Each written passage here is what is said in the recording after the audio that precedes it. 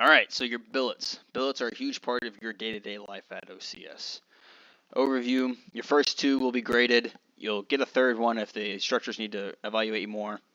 I didn't really see this happen too much. It didn't happen to me, but it's just know that's a possibility. You'll have typically 2 to 3 day shifts, but once everyone's graded, your instructors may be like, all right, no much of this switching around. You are now the Can platoon sergeant until the last week whenever you get your grading, like honorary positions and stuff like that. As time goes on, the instructors will target the billet holders more. You have more responsibility, they're going to expect more of you. And they're not going to be targeting like individuals like GP. It's just who's in charge. The platoon failed, so that's on you. For 6 weekers, you'll likely be GP, which is general population, for the most part, because you don't have as much attrition and you have a lot more people. For 10 weekers, you have high attrition, you have less people, you'll have more billets. I don't know how many I had. I feel like I had like 10. All right, so your enlisted positions. When you think about enlisted, think enlisted get stuff done. The officers make the vision, the plan, and the enlisted enact that vision and plan. So in here, you'll see all the stuff about like somebody reviews someone, they're reviewed by someone. You'll get your candidate regulations, and they'll spell it out. It's a little booklet you get at the very beginning. You can reference that, or you can even reference this later. You can pause this, but I'm not going to go over each individual one. But the typical formula is you are reviewed by who's in charge of you, and you review who you are in charge of. The only one that doesn't count this is like the fire team leader. They don't review anyone, but they're still reviewed by the candidate squad leader. And also, fire team leaders aren't graded on their positions. What I mean by graded is that each position has like a parallel of their staff position. So squad leaders, right, your candidate squad leaders, you are graded by the sergeant instructors. The platoon guide and the platoon sergeant, they are graded by the platoon sergeant. The candidate company gunnery sergeant, they are graded by the company gunnery sergeant, and so on and so forth. Even with the officers, like the platoon commander, candidate platoon commander, is graded by the platoon commander, right? So that is the same throughout. Now going a little bit into like these fire team positions and the squad positions, like all these enlisted stuff. Squad leaders, you choose your fire team leaders, and you can kind of strategize how you want it. How we did it is we wouldn't assign more than one private pile to a fire team leader. It was like, all right, so you babysit this guy, make sure that he shows up with the right gear, right stuff at the right time, and then you also have like 2 other people that you're in charge of that are good to go. They're solid. So I mean, you have freedom to choose, like split up your fire teams however you want them as a squad leader. The platoon sergeant, you are like using your squad leaders to move your whole platoon, right? So you are mainly just getting your platoon to and from place and getting everything done. The platoon guide, you are your assistant to the platoon sergeant, and typically like where this comes into play is like at night, right before you have like your inspection, your hygiene inspection and stuff like that.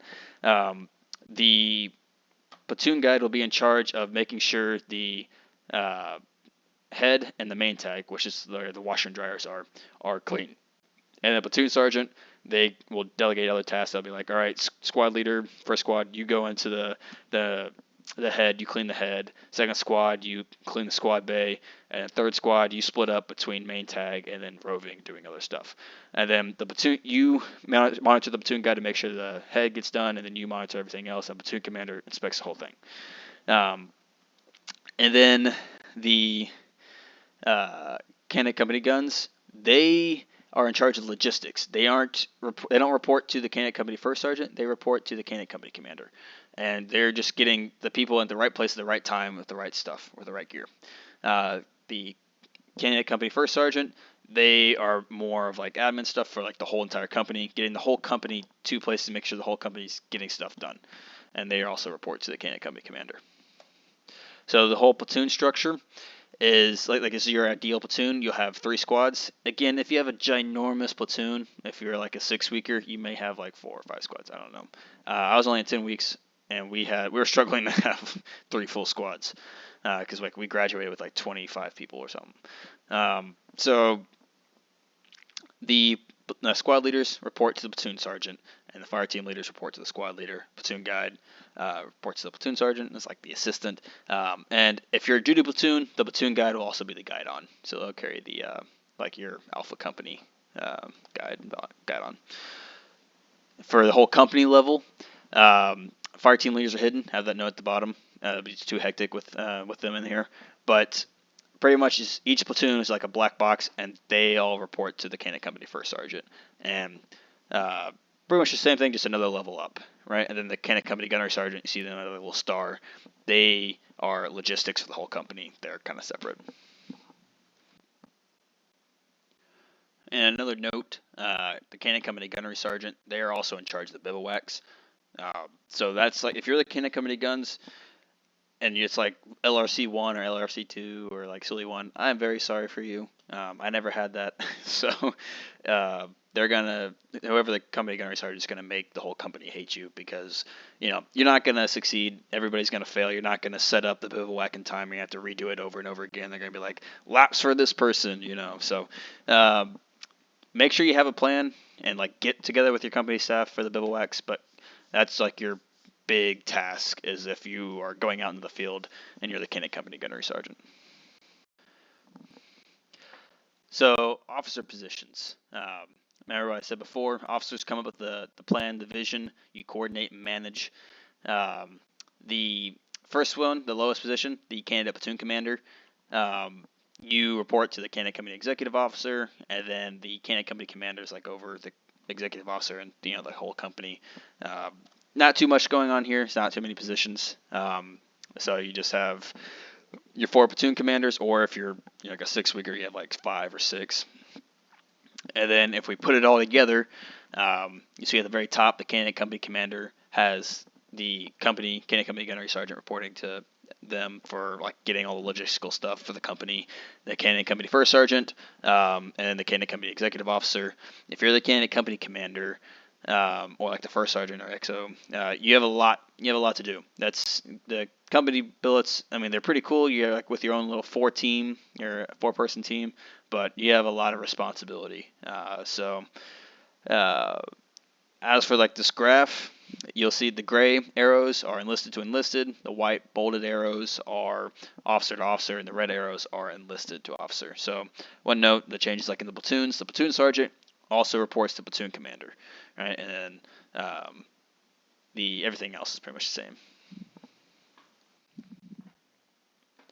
So in summary, your billets are a huge part of the day-to-day operations at OCS. The instructors use these billets to evaluate your leadership. They want to see that you have a sense of urgency, that you want to get stuff done, that you're making progress towards the goals that are put ahead. Like if you have the whole squad bay rearranged, that you are actually getting your platoon to get everything back to normal, right? That you have a command presence, that people can and are willing to follow you. Another huge part is you should only be leading 3 to 4 people at a time. Use the chain of command. If you're a platoon sergeant, use your squad leaders. If you're the company commander, don't try to go around and looking for all the platoon commanders and all of the platoon sergeants. Use your cannon company executive officer. Use your cannon company first sergeant. So use your chain of command and know that like this is like the optimal setup. Like the military over years has found that, you know, like once you get over like 5 or 6 people, it's hard to keep track of it all, and it's optimal just to lead like 3 to 4 people.